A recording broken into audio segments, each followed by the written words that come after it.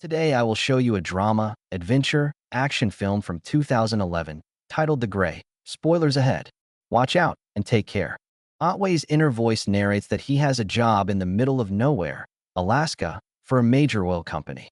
He feels like he belongs here, surrounded by ex-cons, fugitives, and dirtbags, basically men unfit for humanity. He reminisces about his time with his wife, his fondest memories. Sadly, they have separated. He works as a wolf hunter to protect the workers. His inner voice is a letter he writes, wondering why this happened to him. Maybe it's bad luck, or maybe he is poisonous as a man, while staring at his wedding photo. Ottway clearly does not enjoy his work and sympathizes with the animals. Earlier, he had even considered killing himself, but a wolf's howl somehow saved him. He boards a plane, and the ticket clerk urges people to hurry because a storm is coming. On the plane, he is still holding onto his letter, but his moment is interrupted by Todd. Todd tries to talk to Ottway, but he only gives short answers to all his questions. He does not get the hint, and Ottway just tells him to shut up and leave him alone. Todd gets up and changes seats. While Ottway is sleeping, the plane starts to experience turbulence. Todd tells everyone that when the crap hits the fan, not to do that head between your knees nonsense. Everyone starts berating him for even suggesting such a thing. Later, the stewardess is walking around. The turbulence calms down, a screen flickers, the electronics malfunction, and the temperature on the plane is dropping.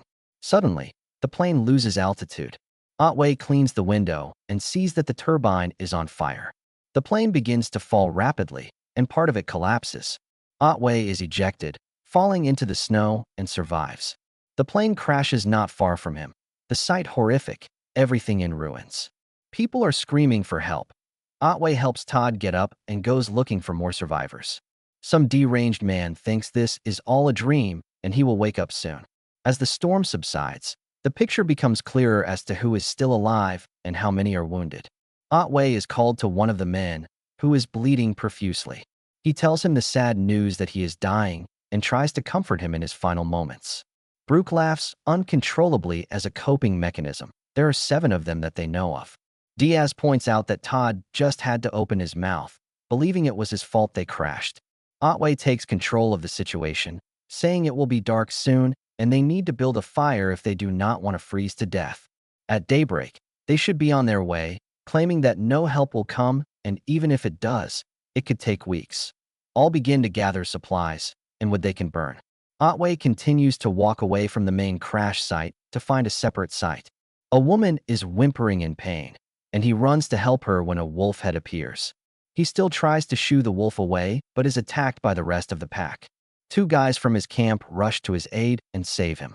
Ottway gets up and continues walking in shock, understanding that wolves are bad news. His bite wounds will not stop bleeding. He jokes that he will turn into a wolf man. He assures everyone that the wolves are probably just passing through, but if their den is within 300 miles, they will come after them. When asked by Diaz how he knows so much, Ottway replies that he gets paid to hunt these things. The wolves know that the group is wounded. They can smell it. He suggests moving the bodies away so they do not attract unwanted attention. While moving the bodies, Ottway gets into an argument with Diaz for looting the dead, and Diaz backs off to as they sit around a campfire, joking and eating their scarce rations. They hear the howl of a wolf. Ottway grabs a torch to investigate and sees a huge wolf, probably the leader of the pack. When the other wolves' eyes light up, they understand they are surrounded. He orders them not to move. If they start to run, they will be hunted down for showing weakness. The wolves eventually retreat, and they decide to patrol in 2-hour shifts. When one of the other guys is assigned to stand guard, he grabs a torch to take a leak. As he does, a couple of wolves suddenly pounce on him and kill him. In the morning, Ottway discovers fresh blood dripping and one of them missing. He discovers a body outside. When the group gets out, he shares his concerns that the wolves did not eat him. They just killed him, which means they are not here for food. He points out they are probably in the wolves' territory. Ottway suggests heading for a tree line. The wolves might leave them alone if they see them leave, or at least they could defend themselves better. Diaz argues that no one appointed him head of the group. Ottway says that no one who does not want to has to follow him, yet everyone decides to leave. Ottway asks Hendrik to collect all the wallets for the families of the deceased and take them with him. Diaz is visibly upset for wasting time on such a trivial matter. Ottway finds the letter he wrote. Hendrik says his prayer, and the six of them set off. The way is difficult. They barely make progress, the wind blowing against them.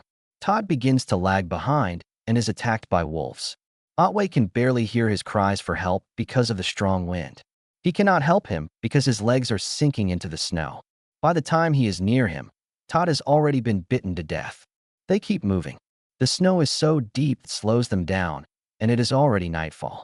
They notice a pack of wolves running at them from both sides and try their best to get into the forest as fast as possible. The party falls down a slope and tries to light a fire to keep the wolves at bay. The roars and howls of the wolves are all around them. They are completely surrounded. They manage to start a fire, and everything goes quiet. Ottway brings some sticks to make spears for self-defense.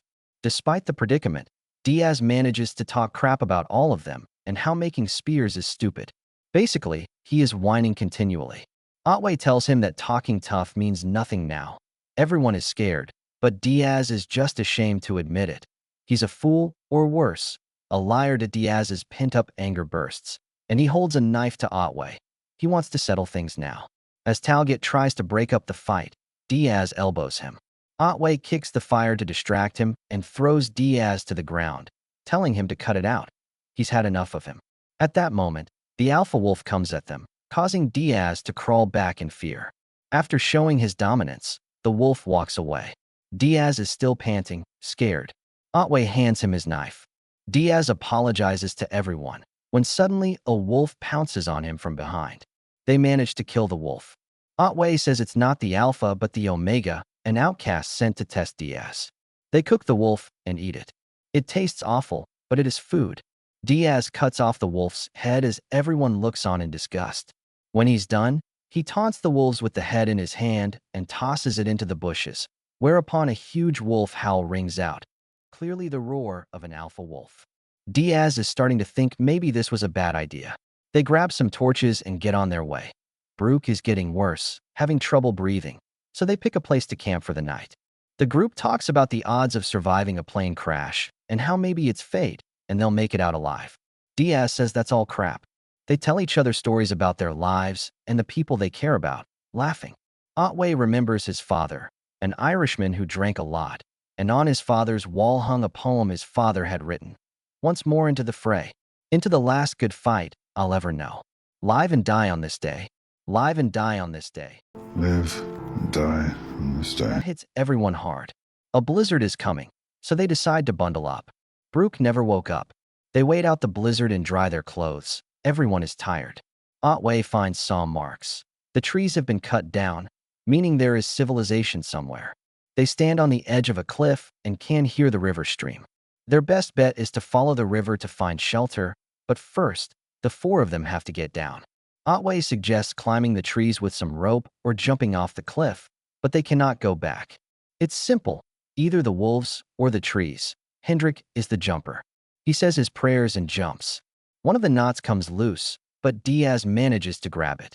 As if that was not bad enough, snow breaks off the edge. Diaz is barely pulled back. Hendrik is all right and manages to tie the other end to a tree. Diaz gets across safely. Talget is afraid of heights and urges Ottway to go next. When it's Talget's turn, his glasses fall off, and his leg gets stuck in a knot.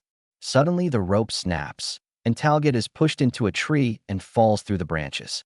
Once at the bottom, he hallucinates about his daughter but sees wolves tearing him apart. Then there were only 3 left. While climbing down, Diaz falls from the tree and hurts his knee.